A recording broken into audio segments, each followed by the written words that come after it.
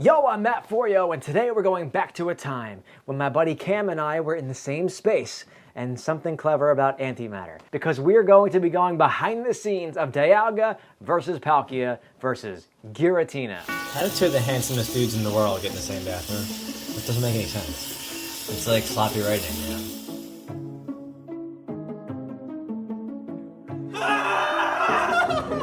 Now, we were talking about this battle all the way back in February when Pokemon Brilliant Diamond and Shining Pearl were first announced. We decided back then to do a rap battle with Chimchar, Piplup, and Turtwig, and then later that year we would do Dialga, Palkia, and Giratina, and here we are already. So as you saw in the video, there were some live action interactions. That's right, my buddy Cam came to visit for a couple days and we had a chance to film this music video together in person. Not only did we film together, but we also wrote and recorded together. Ire tells that nearly melt from my fire, filling up a violent ire. Try me, you don't need to be an explorer. Sky, if you grind my gears, I'll be in my prime. I'll stop the clock. I'm in the cut. No wait, you one. That entire song was written and recorded and filmed in the short amount of time that Cam was here spending time with me in person. So literally, my recording booth is on this side of the wall and my bed is on another side of the wall. And here I am recording my lines, and then Cam is on the other side talking to Dustin as they're mixing the audio for the Pokemon Rival Cypher.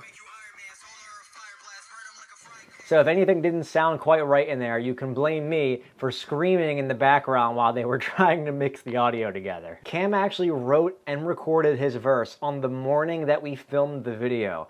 And since he was so fast with his flow and had so many words going on, we both knew it would be impossible for him to memorize all of the lyrics. So we were really going one line at a time, trying to have him memorize each one.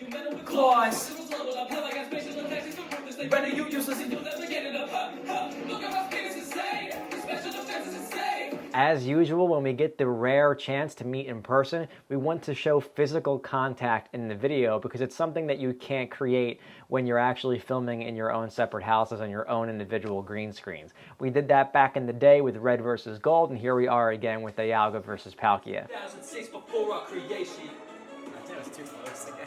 Obviously, these are the titular characters of Pokemon Diamond and Pearl. Even though the remakes were coming out, they didn't get any new forms or new abilities or anything like that, so we just looked to the original for source material and put the pen to paper. Now, when we're going through these lyrics, we're making notes, obviously looking at the Wikipedia page, drawing from our own personal experience, the way the characters look, the symbolism surrounding them, their designs, their types, and of course the two different elements that they control, time and space. I knew that I wanted to incorporate time travel into my verse. Now remember, we had this idea all the way back in February, so that means that I knew that my Dialga verse was coming up when I was writing my verse for Mephiles on the Sonic Villain Cypher, which means that I had the choice as to whether to use a time travel bar in that one or to save it for Dialga. And I said to myself, well, I could probably come up with two different kinds of time travel bars, and here we are today. What I decided to do for Dialga is to write a short 2-bar opening, and I knew that I would recreate that same exact moment at the end of my verse, but I wanted to change something, right? To implement some kind of retroactive continuity.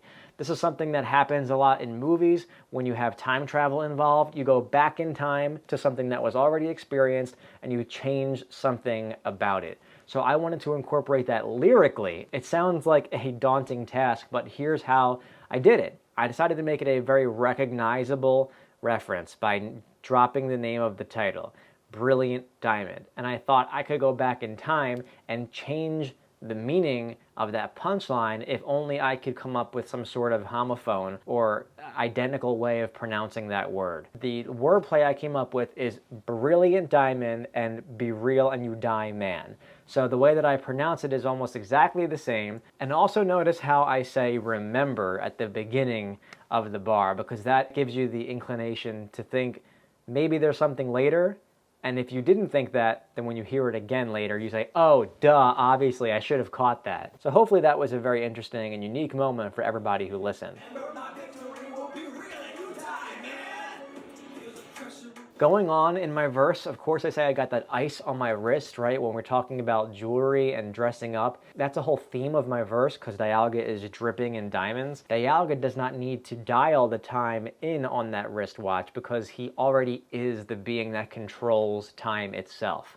And of course I use the term dial because that's in the beginning of Dialga's name. And that leads directly into how I'm now using wordplay to spin off of Palkia's name, Palkia, and how the word pal can also mean friend. They may call you Palkia, but you are not my friend. Of course, in this case, pal has a significant meaning to Diamond and Pearl because in the original games, you use an item called the pal pad to register friends on your Nintendo DS. But in this case, even though Dialga and Palkia are considered to be counterparts, Dialga steps out of that comfort zone, out of the space in which they are seen together so often, and says, "You are not my friend." Not only are you not my friend, but you're also a carbon copy of me. Now think about the word choice, right? When I say carbon copy, it means an identical copy. But carbon, now this is right from the top line of Wikipedia, a diamond is a solid form of the element carbon. I'll be harder than rock. Your water can't wash me. Dialga is not a rock type. He is in fact a steel type. And not only is steel harder than rock, but in the Pokemon franchise, the elemental type steel is not weak to water in the same way that rock is. And of course, Palkia, being a water type, is not able to deal super effective damage onto Dialga with his water type moves. When it comes to rhyme, you're hardly daunting. Pink with the pearls got you looking like Barbie. I love this line because it takes something that is essentially feminine about Palkia being pearls and the color pink, and I use it as a diss, comparing him to the Barbie doll who might be seen wearing a pink dress and maybe wearing pearl earrings or a pearl bracelet. Not even charming. Of course, maybe Barbie is wearing some of those pearl charms, but also charm is a move in Pokemon that decreases your attack stat. You're not a prize worth finding when a little kid goes mining. Of course, this is a reference to the underground in the Sinnoh region. When we're talking about going underground and mining, one of the items that you can find down there are pale spheres that closely resemble Palkia's pearls on his shoulder pads. There is an equivalent prism sphere for Dialga, but in this case, Dialga is saying Palkia will be a lackluster find if you stumbled upon it when you're mining underground. He might be the god of space, but when it comes to astronomy, I've seen brighter Starly. Now, for those who don't know, Starly is a Pokemon based on a real-life bird called a starling. And from afar, you might see a starling and think that's a rather dull and bland black bird. But when you actually get up close and if the light hits it properly, it actually does shine iridescent colors. And so in this case, I'm saying that Palkia might rule over astronomy and outer space, but he can't even shine as bright as a puny little bird on planet Earth. As you can see going through my lines here, I'm hitting on a couple different points. I'm building myself up as the harder character, as the more masculine character, as the more powerful character, and using elements of Palkia's realm, being space, to create creative disses. Heavy Slam, but I still fly high. Heavy Slam was a move in Pokemon where the heavier you are, the more damage it does. It's a steel type move, and that's a reference to Dialga. You're alkali, but your lines are drier. Right from Wikipedia. In chemistry, an alkali is a basic ionic salt of an alkali metal, can be defined as a base that dissolves in water. Palkia, being a water type, actually gets some of its naming inspirations from alkali. And so I'm using that and flipping it on its head. You may be alkali, easily dissolved in water, but your lines are dry. You're never on par with me. Got my mind on the green. Catch this metal head like 9 iron. Tails. All right, so there's this whole segment here where I'm making a reference to golf, right? Got my mind on the green. Okay, obviously money, but being on a golfing green is what they call the area on which you play. You can catch this metal head. Now, in Pokemon, Iron Head is a move, but a metal head is actually part of a golf club with which you hit the ball. And so you can catch this metal head when I hit you like a 9-iron golf club. 9-iron and Iron Tail is a chain reaction where you're using 2 compound words connected in the middle. Iron Tail, of course, is another steel type move, so that's a whole theme of this stanza right here. And ironically, I actually make a pseudo reference to the Pokemon Ninetales by saying 9 Iron Tails. That's immediately followed up by when you melt from my fire, so that's another tie-in to Ninetales. Dialga can learn the move Flamethrower, and of course what he's doing in this rap is spitting flames. Filling up with violent ire, try me. You don't need to be an explorer of sky. If you grind my gears, I'll be in my primal. Now, I would not be a true Pokemon fan if I did not take the opportunity to reference Dialga's most famous appearance in Pokemon Mystery Dungeon as Primal Dialga, an iconic boss battle, an iconic theme, and of course I reference it here in 3 different ways. I say Explorer of Sky, which is the name of one of the Pokemon Mystery Dungeon games it appears in. I say Grind My Gears. Now think about the plot of Pokemon Mystery Dungeon. You're actually chasing Grovyle, who is stealing gears of time and making time stop flowing in certain places. And of course I'll be in my primal. Primal Dialga in my prime is when you're at the top of your game. Stop the clock, I'm in the cut, now HMO1. This whole section creates a world in which I'm using diamond rings as a visual leitmotif. So of course Dialga controls time, so he says stop the clock. I'm in the cut, no HMO1. In the cut is a phrase to describe a usual spot or a safe place where people can hang out, gather, smoke, chat, etc. And it's used in rap form, notably by Wiz Khalifa and Drake. So that's a hip-hop reference that I'm using in this rap battle, right? Now in this case, I'm using it because cut is a term used to describe the shape of a diamond and how it interacts with light. A brilliant cut diamond is actually where Pokemon got the inspiration to name the remakes. Now when I say in the cut, I clarified, I say no HMO1. So I'm talking about the diamond cut, not the hidden move for cut. Remember what this whole stanza is about, right? Diamond rings. I'm more like 10 carats, a dime in the rough. If somebody bought a 10-carat diamond ring, that would be like weighing down your hand. You wouldn't even be able to lift it up. It's so huge. Dialga has a huge diamond on his chest, so maybe that's more like 10 carats as opposed to, you know, 1 or 2 carat diamond. 2.5 carats is huge. I mean, I can testify. I bought one myself. Of course, there's the famous phrase, diamond in the rough, the hidden gem, right? And if Dialga was a 10-carat diamond, he might also be a dime in the rough.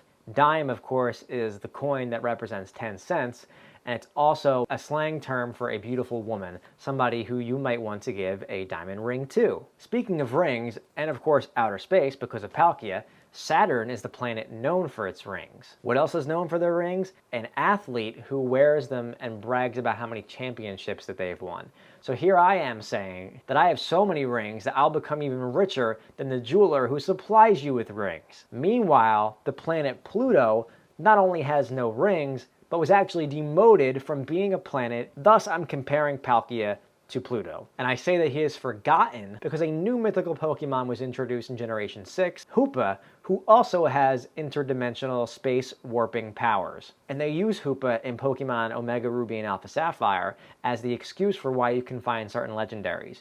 Why doesn't Palkia do that? Hoopa essentially is replacing Palkia in terms of who is the best space manipulating Pokemon.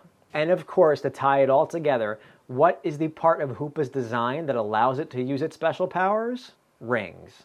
Hoopa, roar like a lion, of the temporal kind, and if you think I'm lying, I'll sit back and rewind it. When I look at Dialga, I see something on all fours. I see like a steel dinosaur, a steel lion, right? And he roars because he has that signature move, Roar of Time. So he's a lion of the temporal kind. Temporal is, of course, a word used in Mystery Dungeon, and it's related to time itself. If you think I'm lying, I'll sit back and rewind it. So here's that moment that I created from the very beginning. Here's its payoff. And you've already heard me talk about this because, hey, I'm a time traveler. What can I say? So that's like writing a rap verse for a Pokemon 101, right? You got references to the moves, you have references to the in-game lore, wordplay, you have lines about the appearance of that Pokemon. You're drawing on all different elements to create one sort of shape in which all of them are represented, and it crafts a coherent argument to diss your opponent. Give me some more intro poses, like, yeah, I'm Palkia. Yeah, that's right, I'm Hype Beast Palkia. Feel the pressure arise, the space is closing in tight. I'm wiping all your no problem, Dialga's run out of time. The flow is water, Palkia's a god that's able to shine. And let's be honest, you fall if I hit rock smashing your mind. Now the whole rap itself starts to get elevated, with Cam doing a better flow and a faster flow, and then Mix Williams coming in and taking it a whole new different direction. Of course, Palkia comes in, feel the pressure arise. Pressure is their abilities, space, right? He's using lots of relevant language here. Flow, water, fable to shine, shining pearl. You'd fall if I hit rock smash to your mind. Dialga is of course weak to fighting type, being a steel type. So Palkia is saying that all he needs to do is do one measly rock smash. Everybody loves the moment where he uses this profanity to create a very phallic image of Dialga's head. Many people were wondering why I didn't do that to Palkia, given that he also has some other suggestive shapes on his body, but could you imagine me saying that? I would not have. You're not hard as steel, you metal with claws. You don't have them mastered. And of course, Metal Claw is a steel type move. Spatial attack so ruthless they render you useless. Spatial Rend is Palkia's signature move. Power of Earth in my veins. Dialga is also weak to ground type. Time is relative, charge me with Parasite. All right, so Cam's coming in here with this big brain bar that kind of gets lost in the undertow of his amazing flow, right? Parricide is the term used for the murder of a parent or relative. And if the saying goes time is relative, then Cam is going to be killing his relative, being time itself, and Dialga. He is backing up his argument by literally flowing hard with my waves and the way that I surf, water type move. So he's using pray, God, church, all of these different elements that tie into what is unknown beyond omnipresent. Space, of course, is omnipresent. Time also being omnipresent. A lot of words that help paint the picture of what these two creatures are about. And the only way that you'll escape is if you use those measly time traveling powers to go back to 2006, before the characters were created. Of course, Diamond and Pearl did come out in 2007 in America, but it was 2006 in Japan. These Pokemon were the first creations of the god Pokemon Arceus. That's what Cam is trying to insinuate. That might be the final blow, if not for Giratina coming out of his banishment to really put the hurt on both Dialga and Palkia. And this verse takes a totally different approach by design. Like, you know, it's the third Pokemon of a legendary trio. People automatically like that one the most. And Mix Williams leans into that by just being this braggadocious, like, who are you guys? You don't hold a candle to me. I'm the centerpiece, joking with us because of how certain he is that he is the favorite between the three of them. Stop acting important. You can get your whole world distorted. I don't need heroes exploring. You want to step in. You can get your whole world distorted, right? Distortion world. Red eyes and the black hole. Of course, that's a reference to Giratina appearing in Pokemon Platinum. Also, the move Scary Face. I ain't scared of you legendaries. I feel very safe. Again, going back to that theme of Giratina just sitting back and being the obvious winner. Look, levitate, levitate, levitate. Y'all too small fries. He comes in with such awesome flow, and of course, Dustin on the mix is emphasizing him with all these beat stabs and the beat cuts. They're playing with each other, right? Because Mix does this thing where he says a line and then he takes a break and a pause and he fills it with A, or just some kind of onomatopoeia. Dustin is meeting him halfway and using the beat to make those moments not feel lackluster, but actually feel emphasized. Levitate is, of course, one of Giratina's ability. Lemonade is something you can drink in the game to restore health. Whether I wipe you out, it's a guessing game. Who even knows at this point? Like, he's just exuding this braggadocio that just really sells the idea of him being the obvious winner to you. And I think that's why so many people in the comments just say Giratina won, like no question, because he's assuming his victory in his attitude, not just the lyrics. I love the centipede visualization. That's so creepy crawly, just like Giratina. Fallen Angel, anti-energy. You're getting such cool visuals when you say those things, even though they're not necessarily twisted into wordplay. They are world building. Time stand still. Y'all both trash. That's a landfill. And more mixing genius here. Time stands still. Banished for violence, and I have to watch you guys do it in silence. He's talking about his inner monologue now. He's getting those struggles. He's telling you a story. Again, totally different from either of the two verses that you've heard so far, where we're coming in with references and wordplay and things that are mandatory to say about the characters. He's going off onto this emotional tirade now, because that's Giratina's perspective, down ruling his own world that has really nothing in it. You're getting those emotions from Mix in this part, which is a different itch that his verse is scratching compared to the other two. Shadow Sneak, another move. I love the rhyme. Forget all the pearls and diamonds, supposed to be brilliant and shiny. Hexed, right, another Pokemon move. Renegade. Of course, Giratina is the renegade Pokemon. I don't need y'all goofies in my neighborhood. Just call me up next time you need a bad guy to save the great and good. And of course, this last line, like, it's not necessarily a Pokemon reference, but it just leaves such a good taste in your mouth. So he's saying that these people who are supposed to rule over time and space and the overworld and the good humans world are incompetent and can't do their job. So even though I'm the bad guy, like, I'm more competent than both of them. But he's also saying I'm not going to do it out of the goodness of my heart, right? I have to be asked. It's a big, like, evil villain, let me put my hands behind my back moment. It's an awesome way to end the video. What more can I say? And before I wrap up here, I can't forget to mention how well Dakota on the editing really emphasizes our lines by incorporating relevant visuals, right? So when I say stop the clock, you see the Poketch. When I say harder than rock, you see the steel type. Right? When I say brilliant diamond, you see the box art. When I say mining, you see the underground. So if you didn't get it by the lyrics, you get it by the visuals. He puts the sensor over Dialga's head to emphasize the visual joke. Everything is so purposeful in the edit, and it's so fun, and we just had such a great time making this video. So let me know what you thought about Dialga versus Palkia versus Giratina. I hope you enjoyed some of the behind-the-scenes content, and make sure you stay tuned to this channel for more Pokemon songs in the future. I'm Matt Furio, and that's all for you today.